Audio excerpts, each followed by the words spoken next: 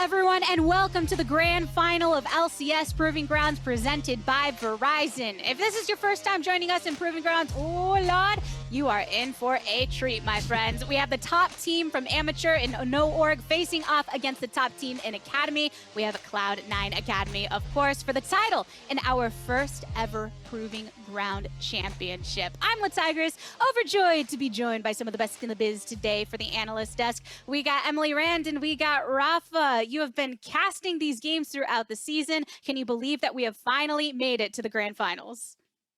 It's been an incredible journey here, LaTigris. I can't believe that, just yesterday, it was January 11th, and we started over all the way back in Risen Esports for the first Tier 2 tournament. And now we're here in Grand Finals here at the Riot Games, and I don't know. I wish I could say more right now, but my words are failing me at the moment, so I'm going to pass over to Emily Rand for her feelings right now.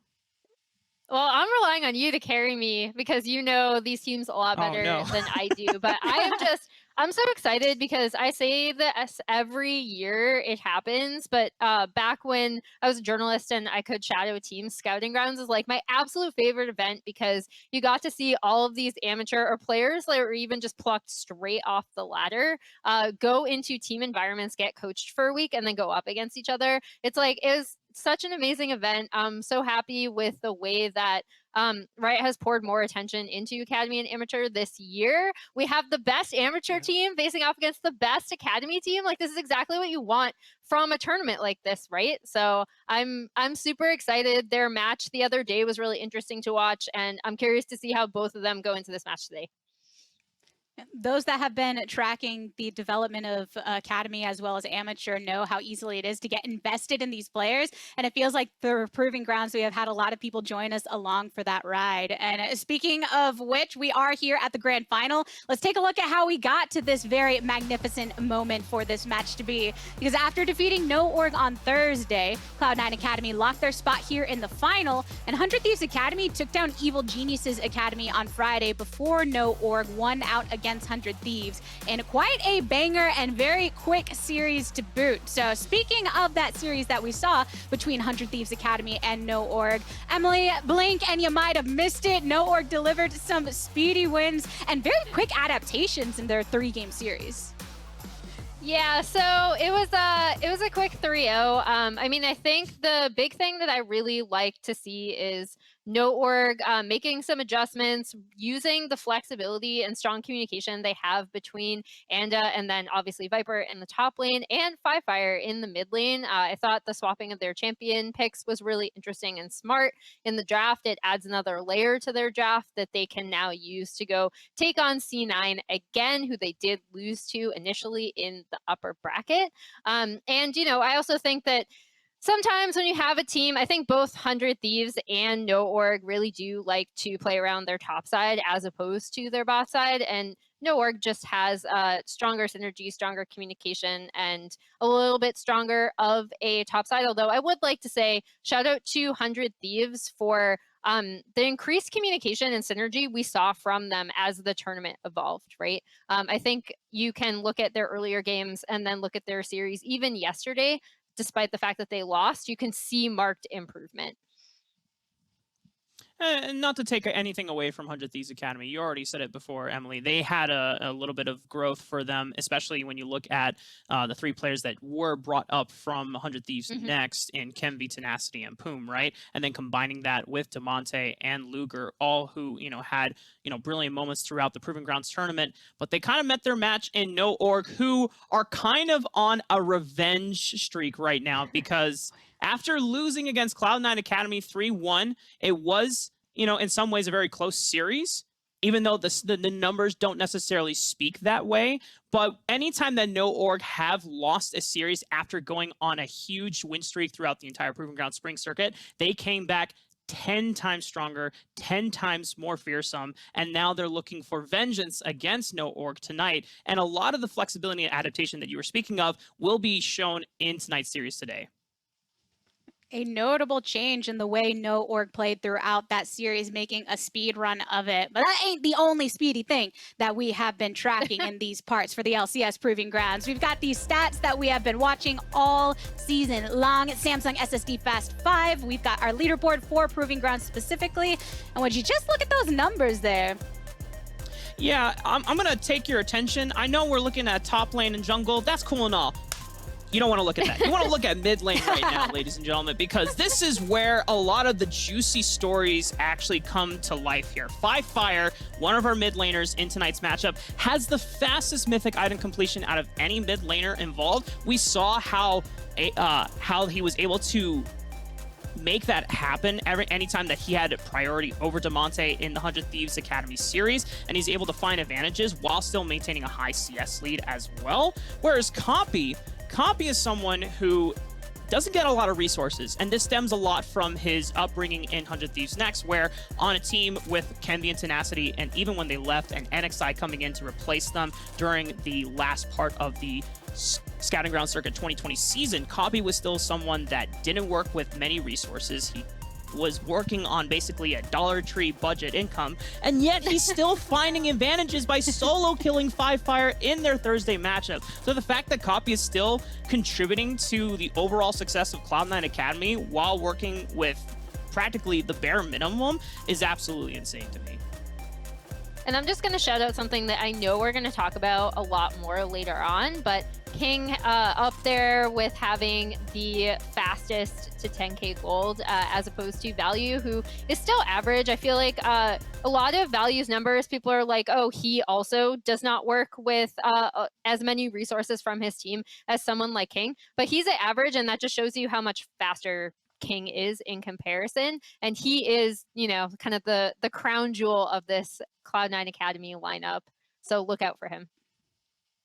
Yeah, King has definitely been a center point of the Cloud9 Academy lineup, even from the beginning of the season all the way through now. I do want to focus on a couple of names that we saw on the Samsung SSD Fast 5 that are still over in the bot lane, the supports. We do have Isles and Big, two, let's say, quieter names in these Titanus teams.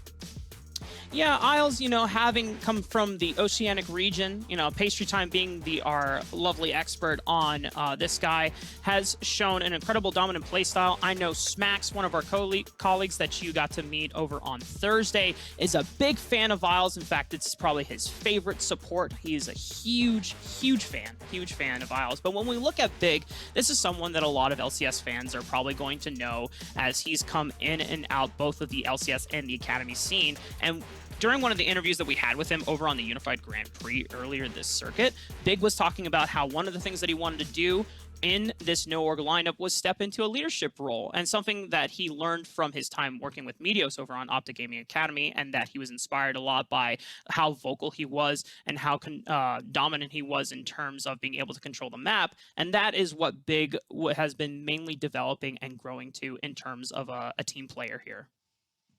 Yeah, kind of the opposite stories with those two players facing off in that supporting role. And the supports will have some support of their own, I guess, depending on which way you think of it, in the AD carries that are joining them in that lane. For Cloud9 Academy, as Emily was just talking about, the dominant King will be facing off against a rookie on the opposite side in Value. And Value, I know Emily was talking a little bit about this guy. I mean, he comes from Maryville University and even a stint on Supernova before that as well. Value, back over on Maryville University, was playing on a roster with, you know, as LCS fans will know, Niles and Iconic, who are now competing on Golden Guardians this year. Value has always been someone that has worked with minimal resources as well, very similar to Copy over on Cloud9 Academy. But even during his time with Maryville University, when they went over to China, competed in the ICC in 2019, I want to say, if I remember correctly, then that Value is someone that will still find ways of maximizing his damage output. So don't let the numbers fool you at home, folks, because Value is still putting in work, even though he is working on a team that mainly prioritizes top lane and mid lane here, Emily. Yeah, so I'm glad you brought that up because the thing that stands out to me the most about value on this team is that a statistic that was not on there, and it's the CS past 15, which means typically as waves are moving across the map, you're sending someone to catch them, right? And typically you want that to be your primary carries. Well, value of all bot laners at Proving Grounds, King is up there at 32.1% for this stat. He's third overall. Makes sense. He is a primary carry for C9 Academy. They're going to want him to be catching those waves, farming up as quickly as possible. Value is absolutely dead last at 21%. And that's not like a reflection of like, oh my gosh, his team is leaving him high and dry, etc. They definitely give those resources top or mid to their solo laners. So Value's true value. I'm sorry, I couldn't resist the pun. It's really difficult with his name.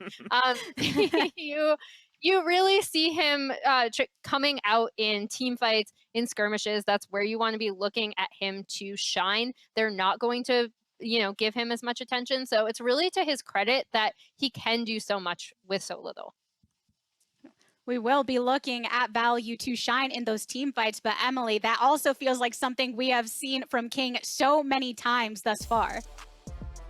Yeah, so King is absolutely popping off. I mean, I feel like people definitely knew of King before he even came to NA because he is such a tenured and successful bot laner coming out of Oceania.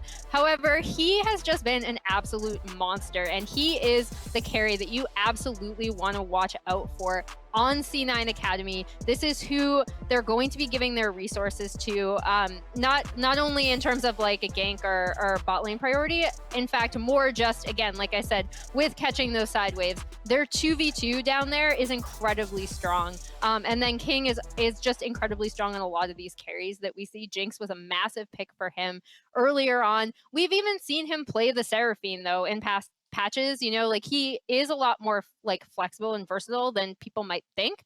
However, we want to see him on these carries because he can pop off. He's insane. I think it's very clear based on what we've heard from both you and Rafa that King is somebody that you have to note very extensively. And of course, we have some people that are very good at doing that when it comes to this man. Every king's got his country. And we're going to be tossing things over to Pastry and Raz to tell us all about the story that started in the land down under. Thank you, the Tigers, and hello everyone at home. I am Pastry Time, joined once again by Raz, and as the desk noted, King is one of many players joining us from Oceania this split, with names like Isles and Schoenfire accompanying him here in North America. And one of the cool things, honestly, not just that these players have been on different teams together, which is true, but Schoen and King in particular have been longtime friends throughout the scene as well. Their careers are actually very, very long. Yeah, it really started together on Direwolves. The fact that they've, when Schoenfire is coming in at Oceania, it feels like it started because King was on the team, and for good reason.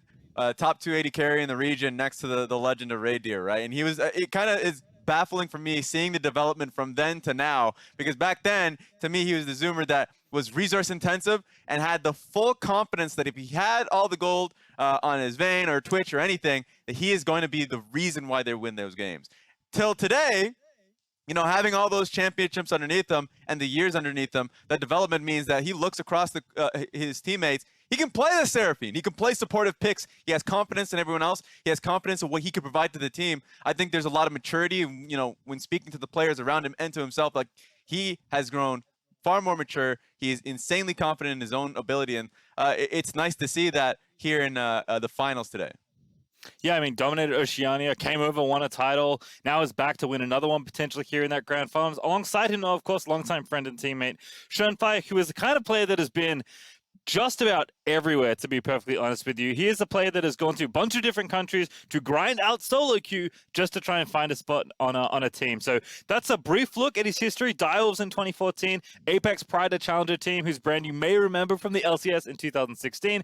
Back to Direwolves, eventually finds himself on TLA, plays a couple LCS games on Team Liquid before landing himself all the way back on Cloud9 alongside King. So Schoenfire, the kind of player that has, won titles in OCE, been to Worlds, ground solo queue in different regions, now finally kind of landing back alongside one of his friends and longtime carry players, King. Really exciting to see them both here together, not just on this team, but also playing for a championship.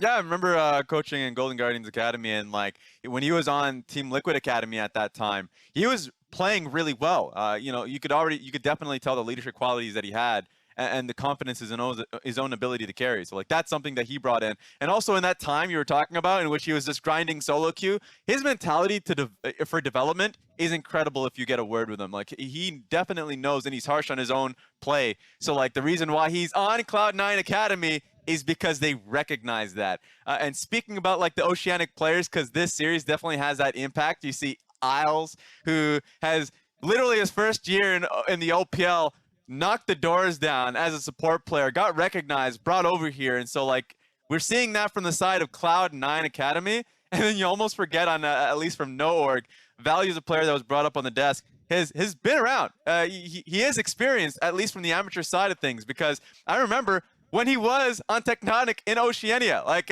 even though he got hit with the visas, like I understand the feeling, the visa Feels bad, pains man. of getting there late, right? But he's been there, and then when he was on Maryville, was at Collegiate Worlds in China. So like I think personally, like seeing that development throughout for him, and the experience of going from place to place, you know why he is the best 80 carry in amateurs. So this series is definitely looking like a banger.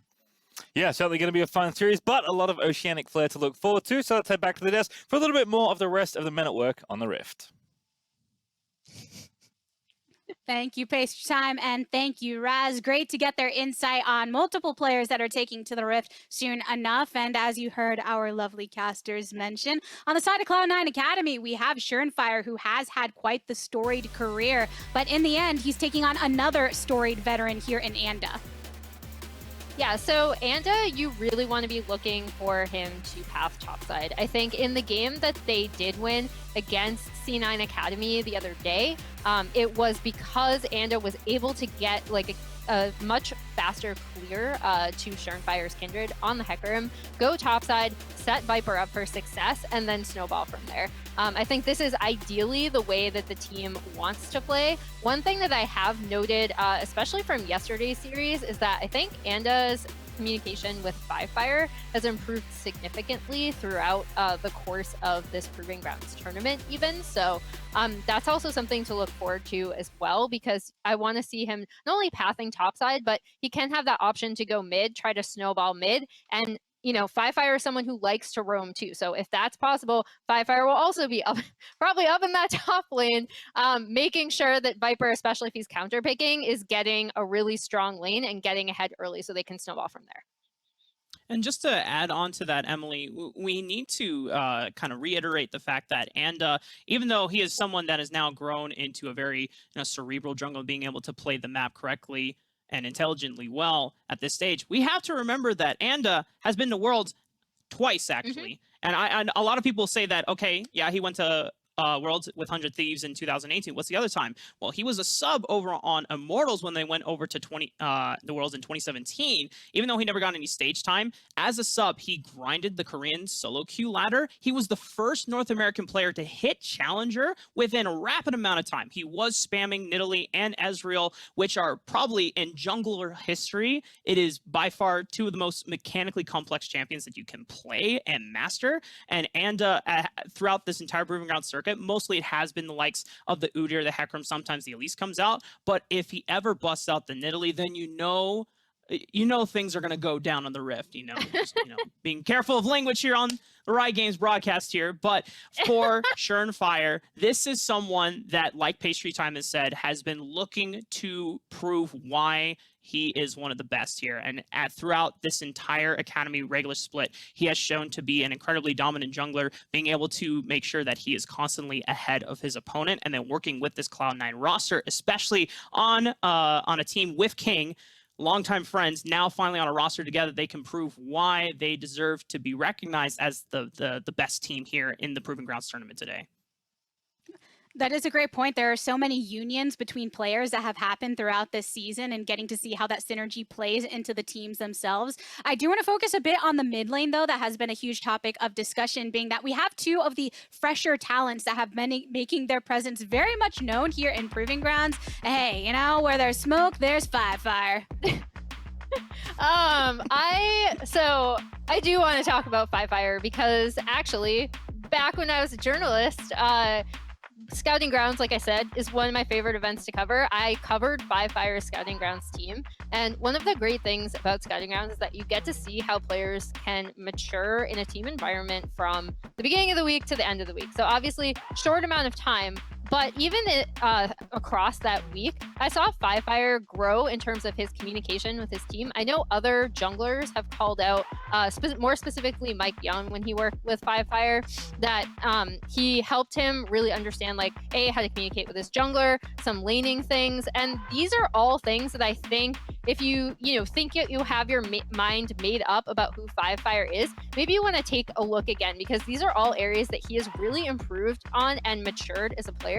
I already called out the way that he does like to roam out of lane, more specifically to go to top side. We've touched upon that on previous desks as well.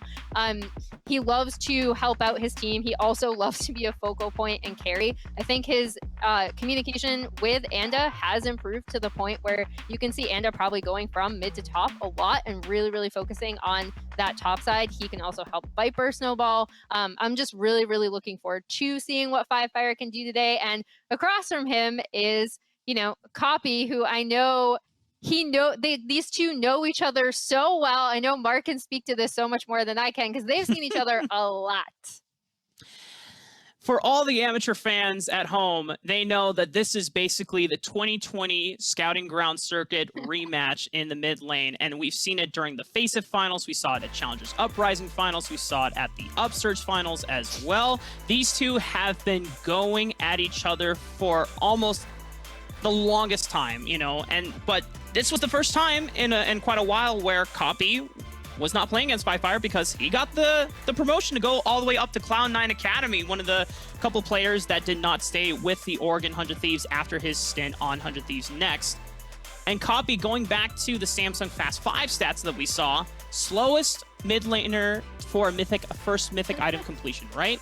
And still, this guy's putting out so much damage, he's controlling fights, he's giving up a lot of resources to ensure that the success of his team is always a priority in this player's mind. And you heard what Darshan said in the post-match interview after their defeat against them in Thursday. When he was talking about Copy, he said that, you know what, I think just with a little bit more time, Copy could be LCS ready. He has that much faith and investment into Copy's future. And I would have to agree. But, for Five Fire, this is someone, as you already pointed out, Emily, he's been trying to get into a permanent LCS or Academy spot for the past 2-3 years. He had a stint over on EG Academy summing in for Giyu, but he wants to go full time. And Five Fire calling out this budding rivalry between these two players that have shown such rapid growth over the course of this season. But in the end, this match in a lot of ways does boil down to what happens in the top lane. We have two veterans up there, Darshan and Viper, and they're both hungry for redemption and rebirth when it comes to taking to the Rift here today. Yeah, like I said, with Five Fire, if you think you know Five Fire, like maybe you want to take a look again. If you think you know Darshan and Viper, you definitely want to take a look at this top side again, because what C9 Academy are really looking for from Darshan, it also in terms of him being obviously a veteran leader and voice on this team, is the fact that he is typically going to play weak side. And by weak side, I'm going to harken back to something that Kelsey Moser said when these two teams first faced each other. And it's that when you're looking for a player to play weak side well, it's not just that they're like gracefully losing lane, and or what does gracefully losing lane mean? It means you're still paying attention to your waves. It means you're still paying attention to what's going on cross map, and you're taking into consideration what your opponent is doing. If you like what C9 does with Fudge and Blabber, you're going to love what NoOrg does on top side, because they love stacking waves and pushing it in. And Darshan is going to be relied upon to respond to that, right? He's not going to be necessarily the person that you're going to be looking for, locking in those 80 counter picks like Viper, but they really are relying on him to play that weak side well and then get in side lanes and either split push or be a really tanky, beefy frontliner for their team fights. And then when we look on the flip side for Viper, I mean, this is someone that I grew up watching on Twitch because he was He was a Riven one trick back in 2014, 2015. I remember when I was first learning that champion, I browsed through the Riven main subreddit and I was like, okay, who's this guy? And then they told me about Viper being one of the best among other players like Adrian and Best Riven NA as well. But Viper always had something else. And then when he finally made it to LCS, I was so happy to see someone being able to transition. But as a lot of LCS fans know, and Emily is very well aware of, he didn't have necessarily the best impression in LCS. And I firmly believe that it just the environment and the facilitation of his resources just wasn't exactly what he needed.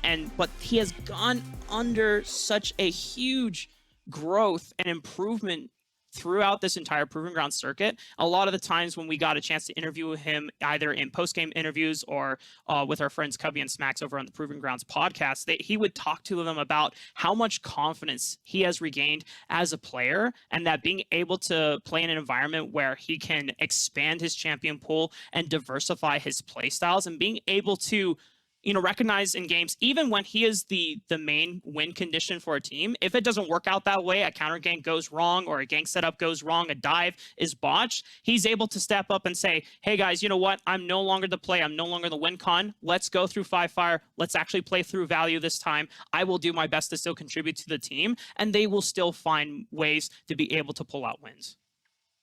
I'm so glad you brought up his journey from being a Riven one trick to now, because now, like, if you call back to on Thursday, we had like the champion Ocean that he's been playing. Like, teams have been so afraid to let Viper on their red side because he will lock in those 80 counter picks, something that I love seeing, because I watch a lot of LPL and they do that too.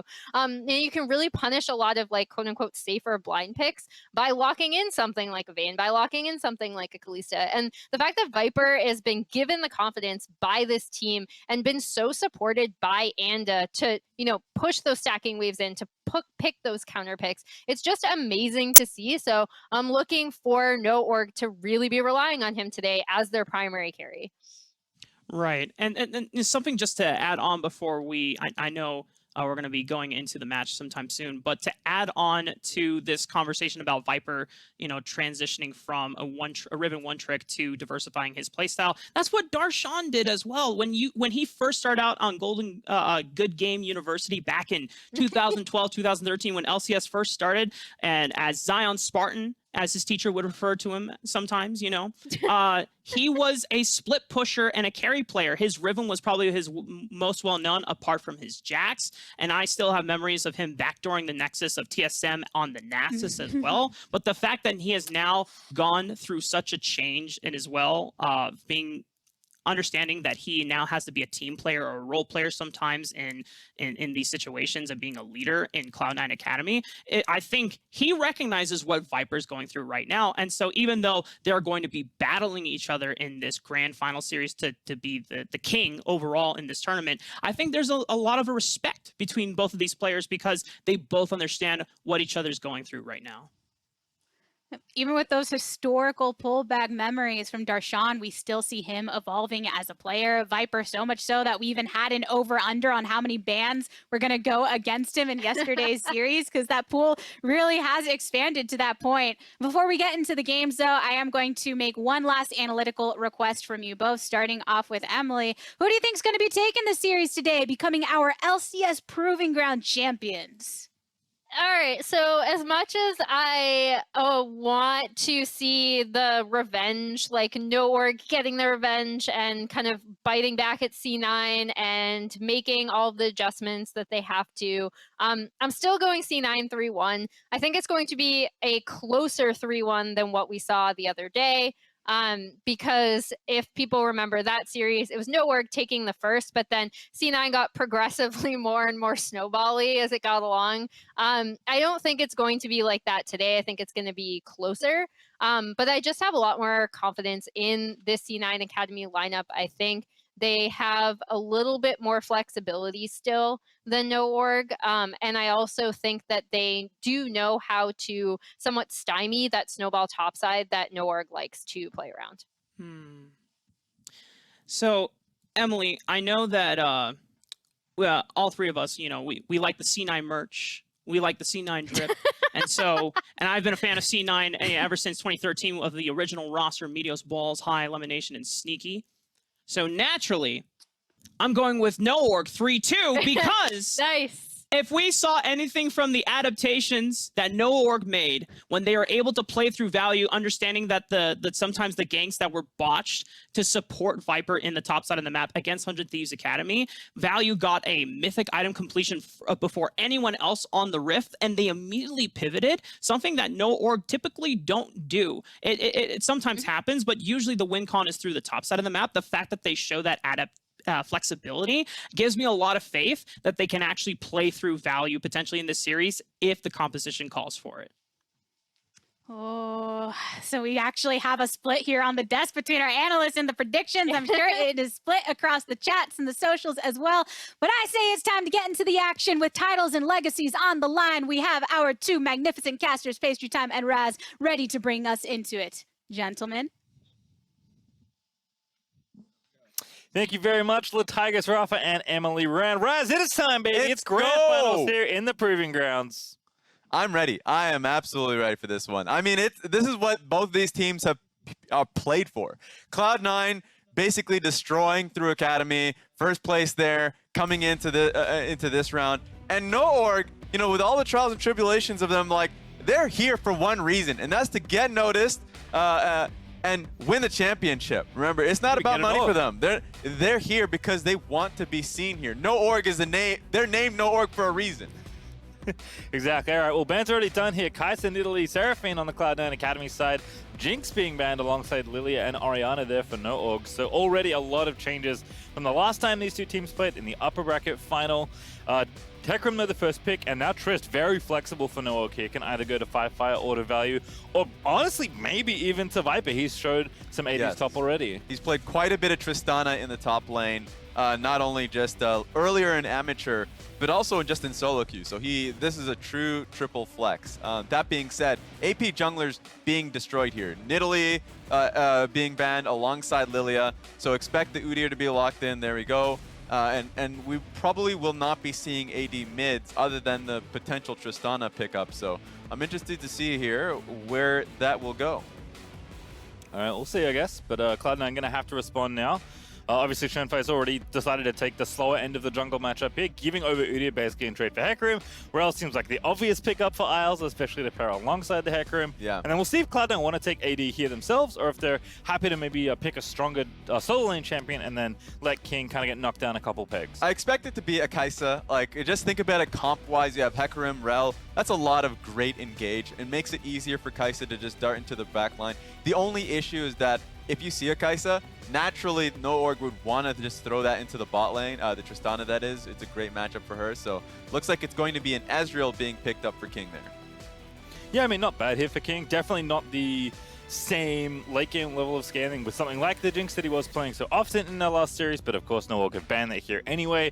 But definitely a champion he's very capable on, and perhaps it'll give a little bit more room in the solos to try and give them some earlier game pressure as well. So our starter pick up here for Big, very common counter pick up against any sort of rel lane, so already into phase 2, and teams are very well set up in the jungle and bot lane. Yeah, and if anyone remembers the last time both teams faced off, bot lane was just the most uninteractive because it was about the top side of the map. First 10 minutes, was decided by junglers and the adjacent lanes on top and mid, literally scrapping it out. So really it's going to be recognized from both Cloud9 and No Org to just hide your top side picks.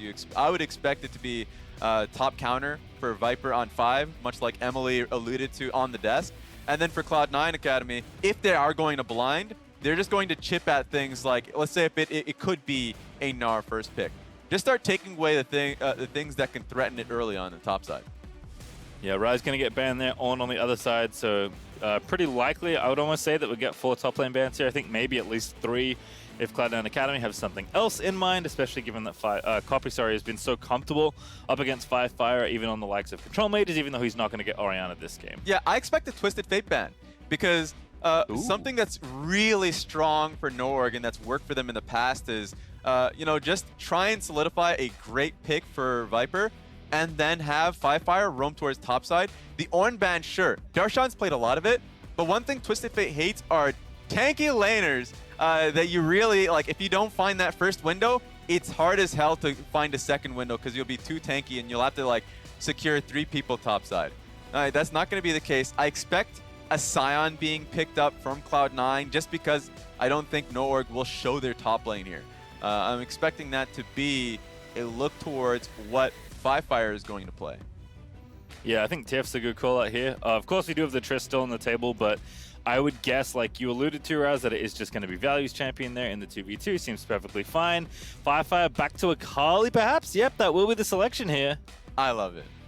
Once again, another flex pick there. And Akali did receive buffs on the 11.6 patch there. So Fire can play it. He's confident. Viper can do the same. So now it's going to be on Cloud9. Just think about the comp as a whole.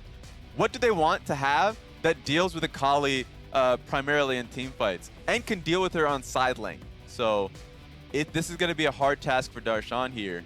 Okay. Ooh, that's such a good counter pick. All right, Yeah. Silas there for coffee, and then what's the pick here for Darshan? As you said, he does have to blind, so I think Sion's a really good call out. That does maybe open up Riven. That is one of the things Viper can play against that, but even something as, I don't know, Fiora, Camille, Jax, there's plenty of things you can take into these kind of tanks here, especially if Ander is going to get the early edge, and it is going to be Sion as predicted by Raz. So Raz, what is the last pick here, and who is it for? You predicted Viper on 5 here. I wonder what he's going to select. Oh, maybe we're wrong. It's going to be a Tristana top. Oh, no, actually, yeah, we'll have to see. We'll have to see. It might be a Tristana 80 carry based off the hovers, but, like, I think it should be a Tristana 80 carry, and we should see something that has split pushing. You said Riven. I think Riven requires a lot of help topside to have work, and she is still going to be needed for team fights, so a strong team fighter would be needed. So it looks like it's going to be the Aatrox picked up here for Viper. A lot of close range, scrappiness. I think they're great on side lanes, NoOrg. It might be incredibly tumultuous between Copy and Fire. I know the desk was excited to see this matchup, and now they have Silas versus Akali. Anda and Schernfire are definitely going to be hovering for these guys because you don't want to just have like it be a skill battle later on in the games on side lane to see who takes it. Yeah, it's a massive brawl in mid. Oh, they swapped. Viper, Akali maybe. That's also good in a Scion. In fact, 20 it's seconds. better if you're trying to outplay. But yeah, 20 seconds is the limit. There That is it what they is. decided to swap to.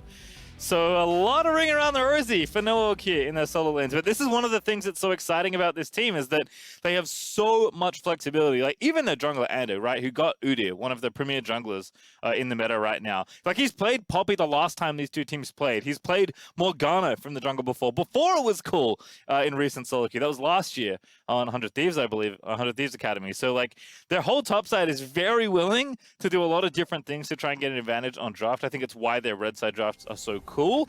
And this is no exception. Akali top with Ignite, no flash for Viper, with Fire going to be having the Aatrox there in mid versus Copy. Yeah, NoOrg is unapologetic on how they play around Viper. And Fire, as flexible as he is, he's showing it here with the Aatrox pick. I personally haven't seen him on Aatrox. He's gone towards bruisers in the past like Set. A lot of people have. So it's going to be hard for Silas here. But you kind of talked about it already. And as a player, when he was in Academy with 100 Thieves, when he was there for Evil Geniuses Academy too, was a top jungler. I was actually very shocked to see him fall between the cracks into amateur because I do think that he should be there. He was already growing. And now that he's on this team, on the Udyr, NoOrg should be playing around him on this Udyr pick. Like they're going to win 2v2s round mid. They're going to win 2v2s round top. Udyr should start bot to top. In the end, I actually think that he can scrap with every lane. That's going to be a problem with Cloud9's composition is that they should be playing fairly passively. Bot lane, they're not going to be looking to scrap until we have Essence Reaver online for King. Mid lane is going to be a little easier. But once again, because of how smart this draft is coming from NoOrg with Coach Stunt, it's going to be hard to fight into the Aatrox. Hey, it's funny. You know who else was shocked that Anders here in amateur? Who? Fire. He's like, how is this player on my team? Like, he's so good. And they've obviously been a great duo throughout the season in Proving Grounds. So really cool to see kind of that recognition being happening. It's one of the things that's good about the visibility of this kind of grand finals, right? You get to show off your stuff. It is the best Academy team. The defending Academy champion, too, don't forget. Cloud9 looking to make it 2 in a row here if they win what is now effectively become Academy playoffs here at Proving Grounds. And, of course, the #1 amateur team looking to pick them off. Well, it should be a very competitive, hopefully full 5-game series. Yeah, what best way to showcase your abilities is just being in the finals. So all the questions and everyone, including myself, wow, instant flash there. Respect from Value, level 1, so he didn't have his W available, needed to get out of there. Good respect, but now that's going to be a target there from Cloud9 to Nororg. Yeah, this is one of the things that's really interesting, and this is kind of similar to how they matched up against each other last time they played already in this tournament. Yeah. Where Cloud9, like, we know that they can play hyper-aggressive in mid, hyper-aggressive in bot lane, especially if King's feeling like dominating a lane and going off. And we know Darshan, despite all the takes he's been playing, also extremely versatile as a player, right? I think both these teams have a lot of versatility, but I think Cloud9 have decided that we are the better team in a game that is closer. So they're trying to minimize the volatility in a lot of the early game and just scale through King and trust in their ability, their coordination and their team fighting as the game gets later on, because they are the more experienced team. And Nororg are just kind of like doubling, tripling, quadrupling down on finding ways to get an advantage early on so they can do what they've done to so many teams, Cloud9 Academy included, and run them over once they get an advantage. Yeah, the fundamentals are well, honestly what has separated Cloud9 Academy from the rest in Academy and in Proving Grounds. So I love the fact that Nororg's been able to match that. Just taking a look at this is both junglers starting on opposite sides of the map, so it's going to be pretty uninteractive. And I don't expect anything to come from this gank. Copy has no reason to be trading into the Aatrox. Aatrox should just get pushed here. So this is going to be both junglers basing coming back onto the map. Dragon, for me, once we hit 5 minutes, is going to be a focus. Let's see what ends up happening here. Just a little trade. Big might be in trouble, but he's okay. Some trading back there looks a little dangerous when the Ezreal is free-firing as usually trying to walk away, but Isles also has to pay respect, so just going to be okay. And again, mostly about, getting your farm safely in this 2v2. Don't expect too much here, especially on the C9 side. They have exhaust and heal, right? Nothing too aggressive, whereas Big and Value have a little bit more opportunity with the Ignite, with the Hail of Blades to try and make something happen. Copy will be first to TP back first here in mid lane. Firefire already up just a little bit in XP, and Copy eating the wrong end of a trade there as he TPs back in. Yeah, this is going to be great for Aatrox. He's going to be able to come back onto the map with an HP advantage if he decides to use his teleport here. Remember, Udyr is pathing top to bot, so when he comes to the bot side of the map, Dragon will be ready for him. The only concern that I had was that Value used his flash early, so if they wanted to path and fight for 5-minute Dragon, then you just have to be concerned for him that if a TP comes down from Darshan, that he doesn't have a sum there. That being said, Turnfire knows where Shone is, knows there's no Flash Ignite already used. There's the Q channel, first blood on the table! It's Viper that gets it. Darshan 6 round to touch too long, but Shern is there for the trade. That was close. Turnfire being able to hit him, give him enough distance where I thought that Darshan was going to come out alive, but first blood being given to Viper. Good job for him on that one. And I love this purchase as well from Firefire. TP'd back in. Still getting aggressive on a Copy who's half health and mana. We'll watch this topside play again though. Darshan, he's so good at calling his jungler at the right time. Yeah, I mean, this was literally the end of that window, right? He wanted to be able to get that wave in, and he would have stayed maybe 2 seconds longer. So in comes Turnfire, goes straight through, and is able to get the kill. Now, sad for, for C9, because if they were going to go for that play, they knew they were giving up Dragon, and they were okay with that. But the fact that Viper is able to get first blood gold is what makes it sad. So great job for Nororg overall. Viper's going to come out of that pretty happy because he's able to get the gold, come back into the lane with the component for his Mythic, and now you have that Ocean Dragon for your team. Yeah, also didn't use his TP, and Darshan's TP'd back in as well. So Viper, no flash, of course, going to have to rely on Shroud and his dashes to get out of any future ganks safely. This lane spot is a little tricky. Yeah, rough. This is why Darshan lining it up. Turnfire level 6. Oh, what an ulti through the Onslaught of Shadows, and out he goes with R2. Viper played that so well. Perfectly. He was waiting for his jungler that was just finishing up Krugs to come over there. So that was another window where Viper, could have died. But insane that he's able to get out of there like that. Viper is an insane player. He's shown that skill throughout Amateur, and he's doing it here in the finals. Good stun by Isles. Firefire could be in a bit of trouble here. Shern, no ulti, remember, and also booking it into mid. So is Big here, gets knocked back by Shern. Isles, though, going to be the target, pulverized up. Exhaust is down, the fight breaks out. Copy steals the ulti now with Alistar. He's trying to pop off in the front of the fight. And everyone's just going to walk away slowly, just a couple cooldowns traded here. That's actually really good for Cloud9. They didn't expend Flash for that.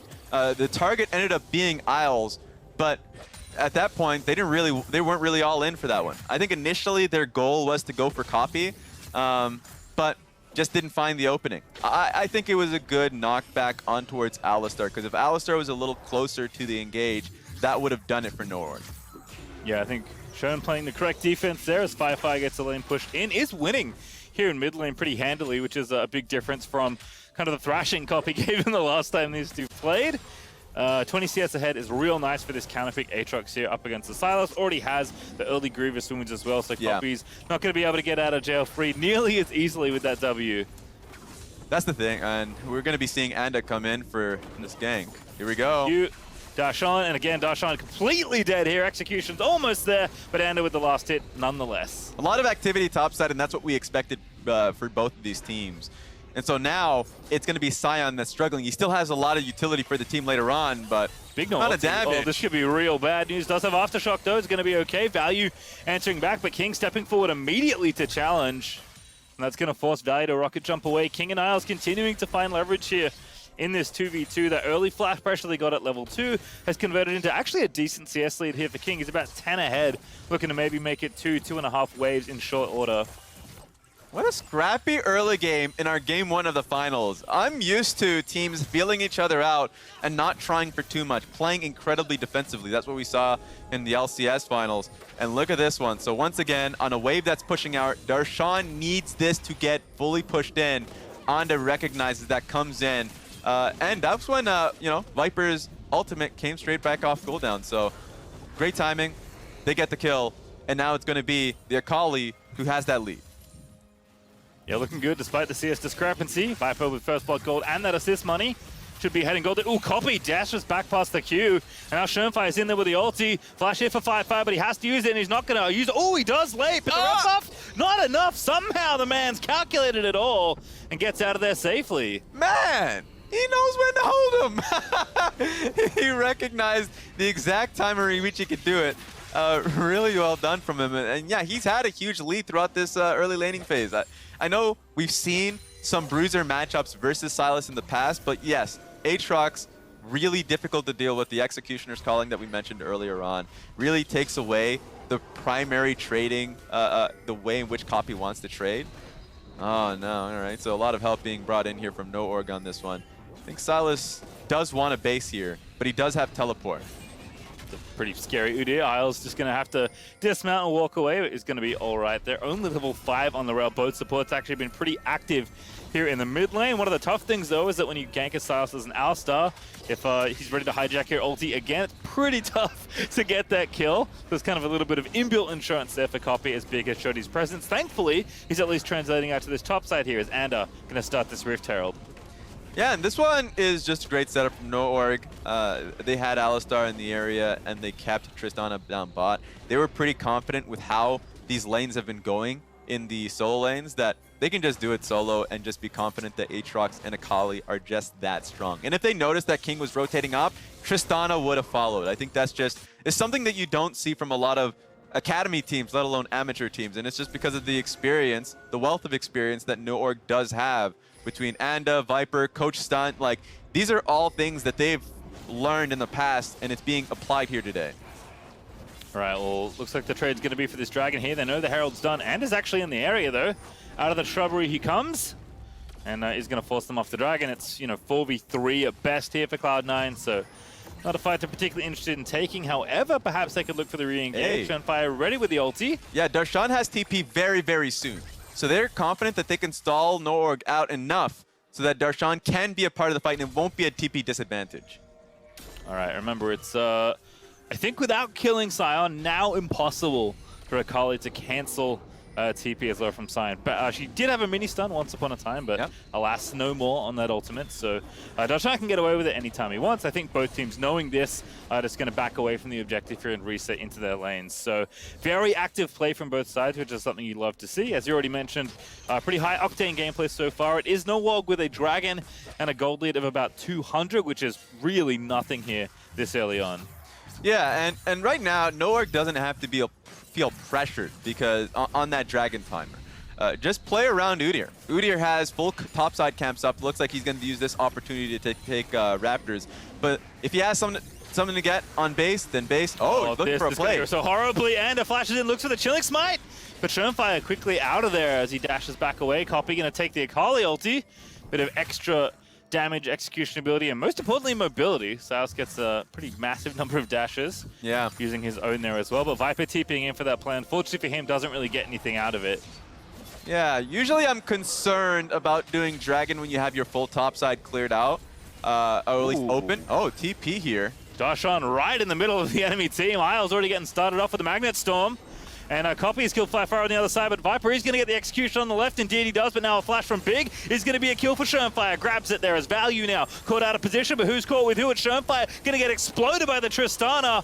And now a 3v3, very awkward as Cloud9 run back towards the Dragon Pit. Viper looking for the E, lands it onto Darshan. He's going to play defense here and let the bot lane walk out, and I think everyone's going to have to walk away here. Yeah, this is Cloud9 saying that they feel like they have a chance at fighting back on Dragon here. But remember, Rift Herald is available it does for Noorg, so they were able to place that down. And Schoenfire was incredibly low because of the mid skirmish. So I just didn't like that fight from Cloud9 because so much was Noorg not needing to take a fight, and even if they knew that the fight was going to happen, can just place this Rift Herald at any time. So I actually thought this was great from Noorg overall to be able to now consolidate Rift Herald, throw down mid, get some gold on the jungler. And now clear out top side, go back, clear out your bot side, and Udyr should have first touch on Dragon anyways. It looks like they will do just that. King actually fishing. See if anyone's past the tower just to cancel a recall. Takes 2 tower shots for his trouble, but he's already got Essence Reaver finished, feeling very comfy here. As I watch this one again, this was the reason, as you said, that Schoenfire couldn't really extend this play because he's already so low from what happened earlier. Yeah, 2 fights happening here. I didn't actually get to see how Firefire ended up dying. I guess that's just all Copy in his play. Insane. I think in terms of just raw mechanics, Copy's playing well. But with 2-prong fights happening, the risk is that, you know, you're starting a fight on the left side where your team, like Darshan, is fully committing to the fight that he thinks he can win as a squad. So it's always hard to see if that decision is correct, but another decision being made. Kill. All right, interesting there. So King got a kill to come out of this replay. Schoenfire low but not out. Now the rest of Cloud9 chasing Noorg there as Cloud9 got the Dragon. That's why there was a contest for it. I'm sure we'll get another look at that in just a moment, but Firefire looking to try and take that second Dragon for his team, and looks like in the contest he does get slain. So 1 apiece now on Dragons. King, as kind of expected, up at the top of the charts as far as gold goes, but value not too far behind in third. And Ander, like you said, definitely the focal point of this Noorg early game here, sitting pretty with, you know, about 100 gold behind King. Yeah, as the game goes on, that's going to mean less and less that Anda has that gold, though. So it should be just a baton pass to the carries that are going to be primarily flanking in the Akali and Aatrox. Let's see how this ends up going. So it was Schoenfire in the squad that was just starting off the Dragon, and Noorg contesting it. So no chance for... it was a smite. There was a chance for a smite steal. Just didn't come out on time, and Schoenfire had the ultimate to get out of there safely. This is just Firefire coming in late, so... the end, this was actually a clean getaway from Cloud9. Yep, Schoen even survives there. Heal actually was burnt by King in order to make it happen, but the first tower does go down. It is the mid lane one, always good to get, as Noorg do counter push there after that Dragon plate and take down that tower for themselves. So they're up, you know, 700 gold, not bad at all, but it's a very back and forth game. Kind of don't let the comps that were drafted trick you, right? Like you think Ezreal, Sion, Hecarim, happy to chill out and wait? No. Cloud9 know they want to keep fighting for whatever advantages they can get, because just sitting around and scaling is the kind of plan that, even though your comp lends itself to being a bit more passive, you don't win games of League of Legends by sitting around and doing nothing. Also, just be a little concerned anytime a replay gets thrown up, right? Because there's action's going to be happening around you regardless. Like, I don't know what happened mid lane for the turret to go down. It was already really low, so I would just expect that Noorg just grouped up for it on the wave. But, like, these are the type of games that you get a lot of the times in LPL, and for both these teams, like, Noorg, if they get the chance to fight, they're going to do it. Viper is a very aggressive player, you know, with the mentality that he has. Same with Firefire. If he sees an opportunity to jump in, he will take the fight. And the way that they're going to fight, as I said a little earlier on, Viper and Firefire got to be the ones that are creative. If they're on the objective first, great. Viper and Firefire should be on in Fog of War, looking for a flank, looking for a different position to threaten, copy, and king. That would be a great way to play it out. Meanwhile, Cloud9 definitely need as much vision on the objectives that they're fighting for to play front to back. While King himself is safe, he wants to be firing at priority targets rather than dealing with the Udyr or the Akali or even the Alistar. So there's a lot of great things to look at when team fights do break out. Yeah, I think King obviously going to be the focal point to watch here on the Cloud9 side. You talked about this actually last time we cast on Friday, Raz, where like one of the nice things about the double AD that 100 Thieves kept pulling out was that like it just kind of invalidates all the power of Udyr, because even though his early game's good, he's getting kited to high heaven by Vayne and friends. It's just not a fun game at all. And Ezreal not nearly as powerful at cracking through a frontliner like Udyr, but Ezreal's so slippery means that it's going to be a lot more about finding good positions or just wasting King's time long enough that you can kill the rest of his team. Because Ezreal, despite how long he might live, not going to 1v5 unless you, I don't know, do something real silly. Yeah, I mean, he is starting to get that lead. And when he does have Cyrildas, your point is very valid. The Udyr will get kited out and slowed by the Ezreal. So those things are true. So there's a lot to watch out. Scaling is a very dirty word when it comes to games like these, because really it is a question about how Akali enters a fight. How Aatrox is able to come in. If it's just straight front to back, gentleman's agreement, handshake, then I really do like NoOrg's. Actually, I think I like Cloud9's comp. Just from the engage, from the straight front line that Sion provides. But if NoOrg does get creative, is really on point with how they control vision around the objectives that they choose to fight for, then I think their comp's easier to execute. Yeah, and right now just using that little mid lane geographical advantage very nicely here to push out some space in mid and then take this Rift Talent. And for Anders busy with the other crab in the river. Oh, I think Value took it. He did. That's we take those. Yep, you know what? That's an easy thumbs up. Did it? It wasn't me. Does get the Rift Herald though on the NoOrg side, so we'll see if they can get more damage done to you. Another tower already got the mid one though, which is usually the prize you want the most. Viper also working on this top side tower, so with the Night Harvester done, working on the Zhonya's and has the Sork Shoes as well. Viper is going to be a side lane threat. He's on Dragon, so Shurnfire is already hitting the objective, and Firefire will see that right now. Not in position to contest for it. In fact, they want to give it up. Being on 2 Dragons, not an issue as long as you get more gold on the opposite side of the map. So that's going to mean full turret gold is going to be given here to Viper.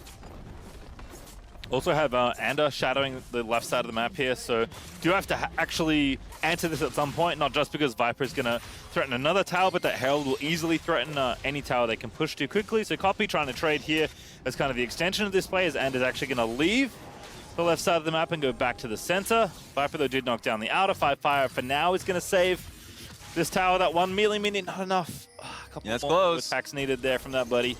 But again, both teams just vying for this control here in mid, as Cloud9 just want a little bit more space in this game.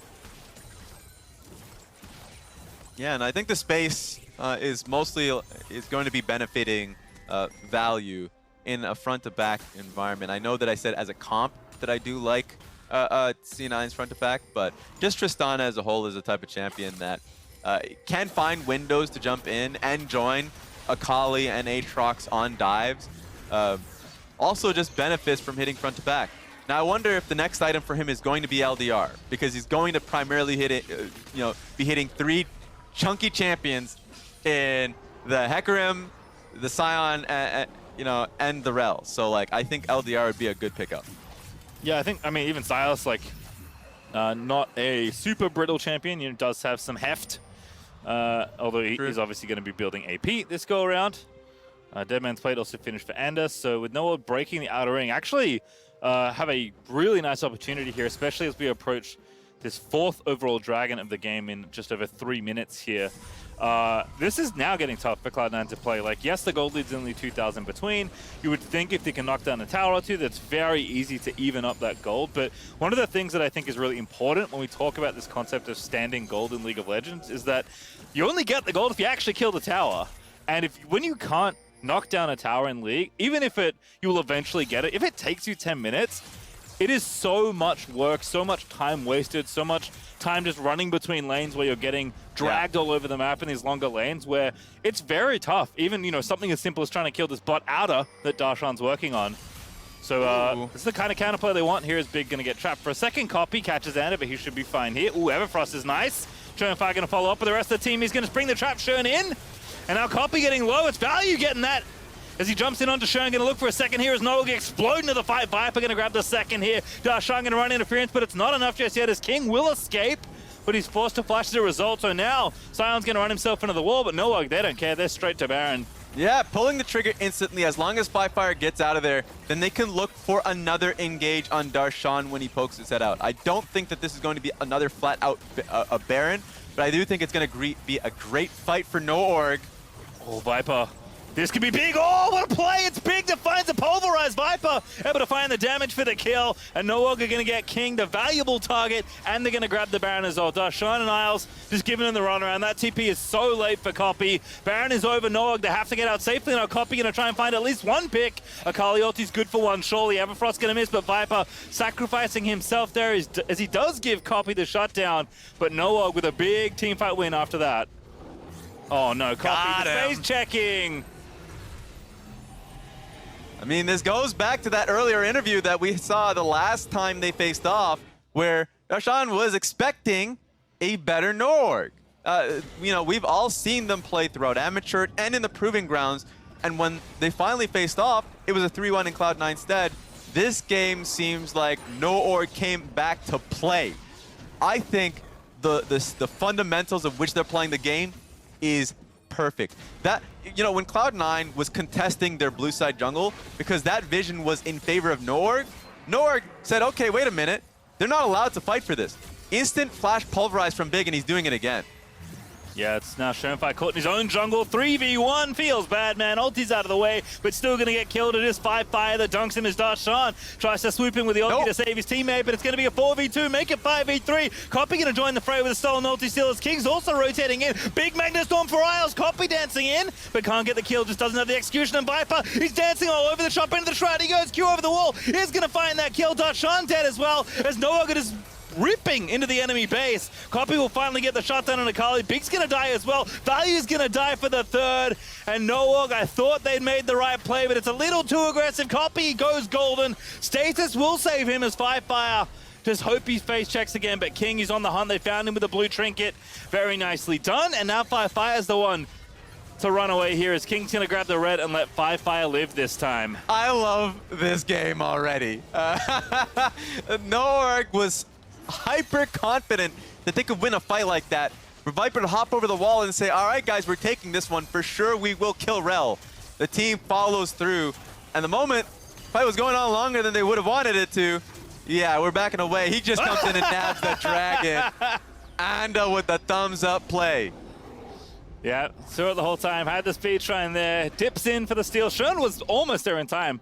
I think would have actually been something he could have smited as well. But let's go all the way back here. Shoenfire in his own jungle getting attacked by Big. Yeah, this is 2 fights in a row. I think Big has been playing really well. Earlier fight on top side, this one he recognized the Sherm just in the wrong place at the wrong time. Now they could easily play back here. You know, they look towards side and say, we can just play this slow and start chipping at Darshan. And remember, at any point, NoOrg can start kiting backwards, but when the play fully starts, Akali has ultimate, goes straight on towards Isles and knows that he's going to get the kill here. And it's just a matter of knowing when to fold them and back away. At that point, NoOrg's in the wrong place at the wrong time. Yeah, it does get a couple traded back here, but it is Copy with a very stylish Zhonya's here. Ensuring, and doesn't quite go down because he stole the dragon, don't forget. Yep. Firefly was forced away. Cloud9 find the trades they're looking for. Hold on to their base when NoOrg was still pushing off their Baron, I believe, as well. So that one's going to be back up in a little over 2.5 minutes. The second dragon was over to NoOrg, thanks to Ender's creative steal. He was out of vision too. I think that a lot of viewers will not recognize the fact that when King blinked over the wall and was just doing dragon, he thought he was out of view. But, you know, Anda knew that he was doing dragon. He was just sitting out of vision until it was time to collapse. So something like that, it's just nice to see. And so it's going to be 2 dragons apiece for both teams. Now, you know, Cloud Soul is not going to be game-ending. It feels like it's going to be more of a Baron game than anything. And honestly, with the pace of these fights, it might be down earlier. Gonna lock up Firefire, gonna steal the Aatrox ulti. Now Firefire's gonna have to get out of there. Shone already committed the ulti, though that blast gun's gonna be critical. They're standing on the right side, but now it's a mind game. And now the stuns keep happening over the wall. They go, and Shonefire finds the kill. You just got to know, if his team is on the bot side of the map and you're playing weak side, you only take the fights that you're super confident in, rather than just taking them for the sake of it. So that's a long death timer, 27 minutes into the game, 36 seconds. That was a timer in which NoOrg wanted to be able to take down this bottom lane inner turret, so just a really bad timing for Firefire overall. Yeah, unfortunately for him, does meet his untimely end. Thankfully for him, I guess, there wasn't any major objective up, so not a bad time to die, but still not a good thing to have had happen, as Cloud9 will buy themselves a little bit more breathing room. They did take 2 towers. They've got the top and the bottom outer.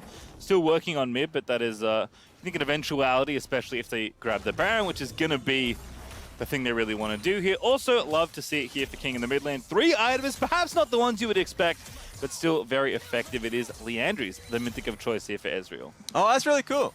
You know, just from the perspective that, once again, he's going to be dealing with a lot of chunky members. Liandry's, you know, being based off bonus HP. The Alistar, the, you know, Udyr, and the Aatrox are going to be feeling that. So, especially once Theric's Gauge gets finished by Firefire, I think it's a really interesting one. Because remember, Ezreal doesn't go a mythic build ordinarily. Ordinarily, it's like, you know, you just go straight towards Cyrilda's, or even like Ravenous as well. But in this case, he's recognized that, like, hey, you know, perhaps he's done the numbers. I haven't seen this personally. I haven't done the numbers since Liandry's changed. But I think in general, it's nice to see the experimentation. For sure, and again, King is going to be lent on here as these fights kind of get closer and closer to these major objectives. Cloud9 still behind pretty significantly in gold, 3,000 down to NoOrg. The Dragons are going to be even, but as Ras has already said, this is certainly feeling a lot more like a Baron game, and what better time to talk about that as the Baron just spawns and NoOrg are already have their vision prepped, ready to get on the Baron at a moment's notice and start that dance once again. Yeah, we do have a blue trinket here from King, and he's in range, so they're just not, you know, being too concerned about it just yet. They have vision of Firefire. Now that's taking some time, so you might see the blue trinket come into play. But all right, like, this is the type of play that we're going to be expecting from both teams. Now, I said Fog of War is how I want to see NoOrg play it. Between Viper and Firefire. So Firefire being in view right now, completely understandable. Actually, I think plan's changing. 30 seconds till Dragon. I don't think Baron is what teams would want, but they're pinging it hard. Yeah, Dashan sweeping in here, trying to get some vision cleaned out. Again, there's still this short lane in mid, so it's really tough for Cloud9 to get any sort of extended time past the river. NoOrg still holding on to the structural advantage they have there in mid lane. King going to get a little bit of vision and some poke damage down to Value and Viper. Actually a pretty significant amount of damage after Liandry's burn is finished ticking over onto Trist. But it looks like teams are indeed transferring power down to this bottom side of the map, and perhaps they'll offer a trade. That's the thing. Well, we shouldn't see a trade. It's just so easy to bow. All right, Darshan. Darshan! Face checking the brush. Sion's not going to live through this one, King. Yeah, let's get the camera away from See you later. Yeah, don't want to look, kids. Look away. Oh, no. Where did you think they went? We just have to wait till the wave comes mid. You know, there's a lot of fog in the world right now, and you don't want to be walking into that. So now it's going to be a trade, and that's because Cloud9 do not want to fight without their tank. They're going to have to get the consolation prize of 3rd Dragon while NoOrg gets the Baron. Yeah, 2nd Baron for them here, so going to go back, spend up that money, and look to see if they can't knock down an inhibitor or 2. Still have some tier 2s to work on. In fact, all of them. Didn't get any of them on the last Baron push. But should have the siege capabilities, especially now that Value, highest level in the game at 17, has been doing a great job scooping up side lanes and experience there, I have to imagine. Which is, again, a nice change. We heard that Value is the kind of player that is willing to give away resources when he needs to, but this game he knows he has to be greedy. Trist is the kind of champion you want to stack XP on, especially as Ander and King are having a little bit of a chase down, but no one's catching anyone there. It's just Ander mostly getting vision as he zooms around the rift. He's just running right over here. That's what I do like about NoOrg between Firefire and Value, that they can pass the potato a little bit on who gets the resources. Because Viper is going to get resources. That's just going to happen on the champion. And that's cool because, like, that's just their team identity, and I think that's nice for a team like that. But they're going to be games where Firefire is on a primary carry, or he's going to be on a bruiser. And so in this case, Value's recognizing that, as you said, getting resources, 313 minions, and I would be really shocked by that, or at least like nice to see that, because it's like it's 32 minutes into the game. But then you look at Ezreal, King has 350. So Yeah, like, look. that's just abnormal, guys. So like that's insane from King. I mean, if there's, one player that likes to scoop up as many red dots that are on the map, it is King. And again, knows that he's being lent on here, especially as the game gets later. Building up towards that 4th item as Viper finally knocks down a tier 2 for Noah. Ooh, gets the blue buff stolen away as well. Very nice little 1-2 punch as Viper continues his quest in the top side. Firefire also working on this tower. Should be more than enough time It is. as mid falls as well. Just a really nice 3-pronged push here for Noah. Yeah, the reason why they couldn't get like the inner turrets last time was because Firefire died while they had Baron up. They are playing this one far more respectfully and are playing 3 lanes well. Now they're throwing Hecarim up to the top side, but a Viper's not going to die to that. He's playing at a great distance and respecting the fact that he doesn't have flash. So it's frustrating from Shurnfire, who was trying to find an angle mid, trying to find an angle top, and now NoOrg is looking for a bot turret. Yeah, can't misstep either against Viper. Got a death cap third there on the Akali. Very threatening there. Man gets stormed through too. There's Viper over the top. Now looking for the play here, but Shurn's going to run in and a low, but not dead just yet. Sion also zooming in as King is looking for a last hit, but not going to grab it as Copy is low, but also not felled. And NoOrg will be repelled away from the enemy in hips for now, so Cloud9, at least if nothing else, will kick the team out of their base while their Baron buff is just expiring. All right, this game is lengthening. And you know what? It's mostly because even though these fights haven't been found from Cloud9, it's not as if they're not trying. Shurnfire, as I said, is making attempts. They're just making it hard for NoOrg. They're making it so NoOrg has to they do have to play around the vision that they do have in red side jungle and bounce between turrets. And they finally got bot lane and mid lane inner, but the inhibitor turrets are up, and now Cloud9, that means that they can fight for what is soul for them. They can get soul drag, and that's going to be on NoOrg to fight back on that. Okay, you are low. Big is like, oh, maybe I could have killed him. But Isles is there. Coffee's just going to casually walk away. That's an all-in Like that he wanted happened an adventure between Akali and Silas. So yeah, that's crazy to see. Copy wanted to steal the Akali ulti, almost cost him his life, but he did get it, so that's good at least. Does have his own death cap finish now as well, so lots of power from these 2 different AP champions in mid lane and top. And we are just going to be waiting, as you said, for this soul, at least on the Cloud9 side. 1 minute and 5 until that one's up. A minute after that, Baron will be up for the 3rd time this game. Yeah. I mean, we're getting to a point where death timers are long enough where it is going to be not the objectives themselves that's going to end it, but the fight that results from it. So if, soul is something that Cloud9 wants to fight for, which I don't think I think they're completely fine giving that away and not kind of throwing themselves out there for it, then yeah, the resulting fight can turn into just a Nexus run. So looks like we're turning into a fight. Teleport coming through. If nothing else, them's fighting words as Darshan is going to TP in. I mean, I like that Cloud9 are at least fighting for this vision that NoOrg have been clearing out after their Baron play, so at least wanting to get some amount of control in their own jungle so they can think about contesting for this dragon, but it is tough. NoOrg are doing their due diligence before the objectives, creeping everything out, and this could be quite the wrap, depending on which team finds what flank. All right. Recalling also makes everyone nervous as Ander, he's very hard to catch with that speed and the red buff, and King's going to start the dragon. Darshan already in the mix. Copy finding the Everfrost on a big.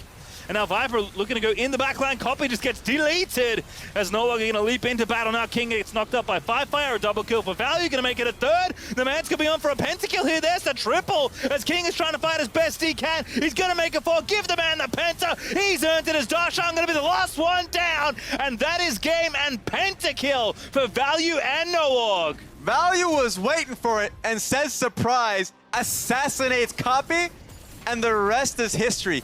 That was insane from Value, and that was just the coffin being locked in from NoOrg. It looks like that's going to be game 1 for them. Yep, easy finish here for NoOrg there. They had the wave ready in mid. They TP'd through, instantly go for the Nexus, and no one's going to be alive as they put it to ruin. It's NoOrg up 1-0 against Cloud9 once again. value was huge this game. Before that fight even happened, 5 kills, 4 items. It was going to have to be Cloud9 completely ready as a squad, you know, Sion out front, and he was. They just didn't have vision on where the Tristana was. And because of that, Copy was far too close, got completely comboed, by the way. That was just a jump, satchel charge, ulti, and a reset. Like, he was completely deleted by the right at the start of the fight, so it had no opportunity for Cloud9. I think the draft from Cloud9 was risky, and that's something that might change. But overall, what we learned from this game was that no org came to play. Really well done. I think mechanically played well, and I think the way they played the map is something that Cloud9 has to take notes from. Yeah, I think both teams doing a really good job of just like playing for the advantages they could. Yep. You did say though that Cloud9 didn't need to opt into that dragon fight. Yeah. But they TP Dashan in, they were clearing out division. Like they clearly wanted a 5v5 there. Perhaps ill-advised. We'll have to, I guess, rewatch it to see exactly how it all fell out. But certainly it worked out for Noorg with Value getting the pentakill to start off the series as you're looking to get revenge on the team that beat you in the upper bracket. Not a bad first game, let's say, for Noorg here, who should be feeling very confident with, you know, the work they did earlier and now getting the rematch against Cloud9. True, but remember how the last series happened as well between Noorg and Cloud9. Noorg shocked the world with a game 1 win. So it's about adapting. It's a best of 5. Cloud9 adapted last time around, but it doesn't mean we don't still give that respect to Noorg. I want to see what Noorg wants to do, because I don't think they can still mimic this, because the draft was really smart. To have Aatrox, you know, feign that he was going topside, not going to happen, puts that into the Silas. Copy will have a lot to say, because this game was a struggle for him. He played well under the circumstances, but we can take those circumstances away in game 2. Certainly can, Raz. And as you mentioned, history is indeed repeating itself here as Noorg take game 1. And when we return, the analyst desk is going to be breaking down that win.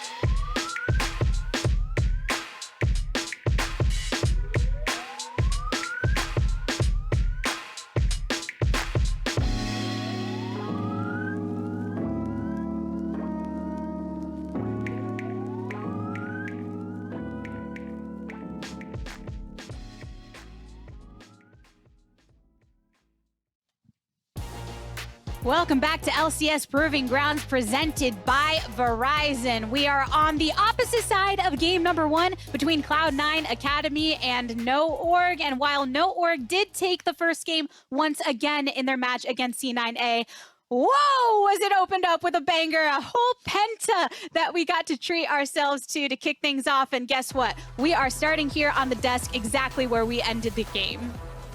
And I think the most important thing about this is who does the penta go to? It's Value, which is someone that we were talking about as, you know, maybe not the focus of this team. We're going to be focusing on solo laners here. And obviously solo laners do so much work in this. We see Viper diving into the back line. You can see how beefy, you know, Fire's Aatrox is already. But the fact that it was Value, someone that we already talked about, like, they're not going to give many resources to him. They might not put him on, you know, a carry. He's going to be playing weak side. Like, they end up picking the Tristana for him. He delivers with this pentakill. Like, what a great moment for him, especially with the way we were talking about how these two teams like to play.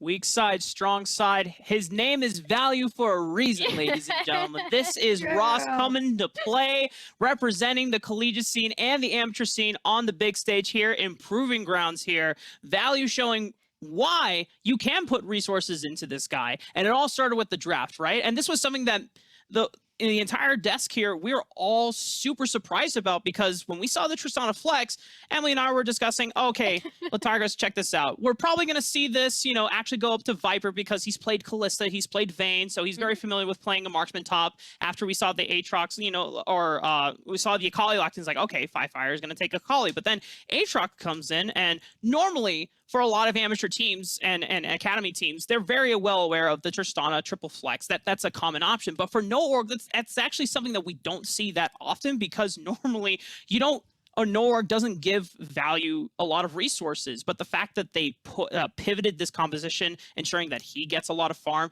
that he is in a strong side of state, and he is able to keep up with King, because normally King is very dominant in being able to, in those laning phases, and being able to hit 10k gold. You know, shout out to Samsung Fast 5 for their stats earlier on in the day. We see it pay off dividends in that last pentakill. Yeah, and I think another big thing to look at with the way that NoOrg played around their draft is, and we'll see it in a dragon fight that we'll pull later, but like the way that they can separate larger team fights into smaller skirmishes by focusing around their solo laners. I thought Big had a lot of really good engages throughout this. In terms of trying to separate things out on the Alistar, so that's also a really good call out. And I really liked how they ended up turning things, even if like it built on what we've seen from NoOrg in terms of how they like to play around their solo laners, but then the person it ended up delivering for was Value. And it's just, I don't know, it's just a great story. Like, I really loved this game 1. It was very fun to watch. I'm all about it. I mean, if you're a fan of him from seeing him on his time on Maryville, maybe you've caught him in many of the stream team events that have went on as well. He's popped off there, but it's a whole nother thing when you get to see him pop up in the grand finals. Baby. Yeah, baby, he goes way back and really starting to make his mark again and again within these moments. But we do want to talk about some of what NoOrg did as a whole, because Rafa, C9A did come in with a clear game plan in trying to take them down. Yeah, they were really looking to put down Fire and Viper in the solo lanes. We saw a lot of the early attention that Fire did, but honestly, NoOrg were far more efficient in the early game, because we saw 2 ganks being invested into the top side just to get to put Viper away. Viper does trade the first kill against Darshan and manages to pick up first blood, so he comes out with more gold on the trade end of that. And then even on the second gank appearance from Fire, he escapes it with the perfect execution. And finally, Anda makes that first visit. They get a kill. They put a lot of pressure and resources on the Viper. And then we saw the same thing over into Fire's lane. We saw 3 people from Cloud9 Academy show up trying to put this guy down, and he manages to escape out alive. So a lot of resources from Cloud9 are actually invested into trying to just put the solo laners behind, which is then why we see NoOrg are able to respond with Anda coming into support and Big coming into support as well. And when you're looking at a team like No Org that is representing the amateur side, Emily, I think it's important to note some of the impressive things they were doing from that team decision-making perspective. Yeah, so around this dragon fight, we see that it actually gets separated, right? Which is pretty ideal for No Org because if they're able to, they prefer to have, as you can see, kind of Five Fire and Viper on the back here.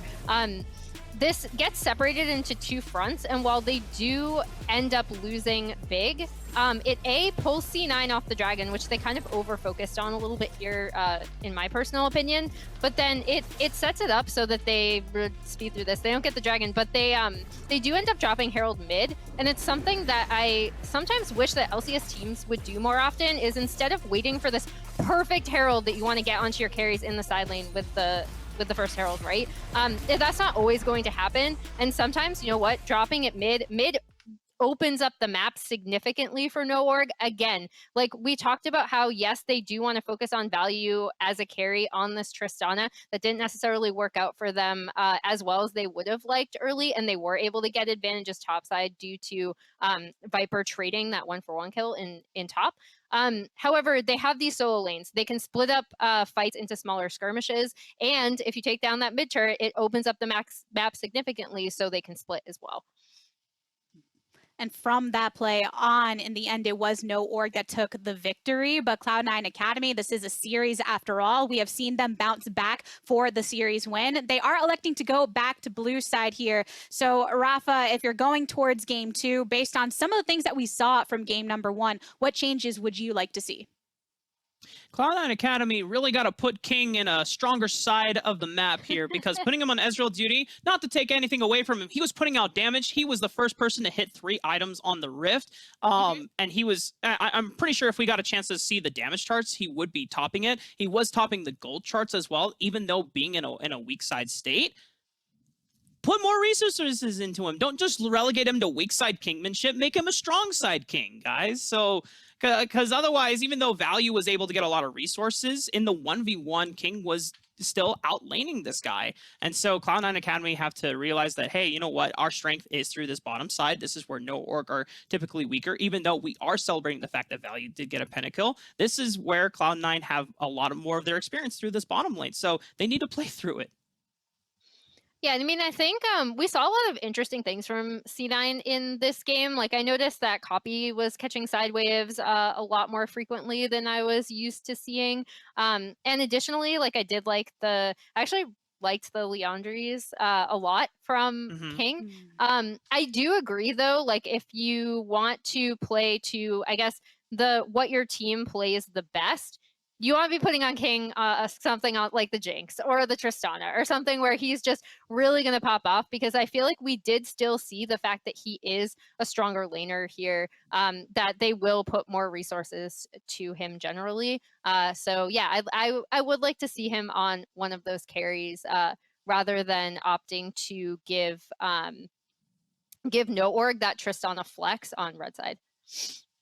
Yeah, because they're going to go back to blue side, we have to remember that the draft phase, they opted in for Hecarim, which, you know, kind of seems weird because you can just trade Udyr since both junglers are up on the table. Go for the Tristana flex this time around. You have players like Copy and King that obviously can play it. I'm pretty sure that if you want to throw it up the top lane as well, Darshan can take it if the matchup suits him. But yeah, putting more resources into the bot side of the map and just changing up the drafts to make sure that bottom side is prioritized for Cloud9 should give them a more competitive game here.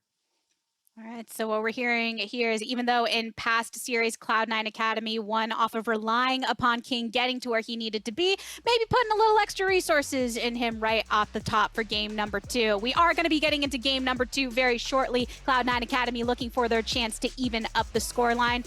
You don't want to miss it. See you there.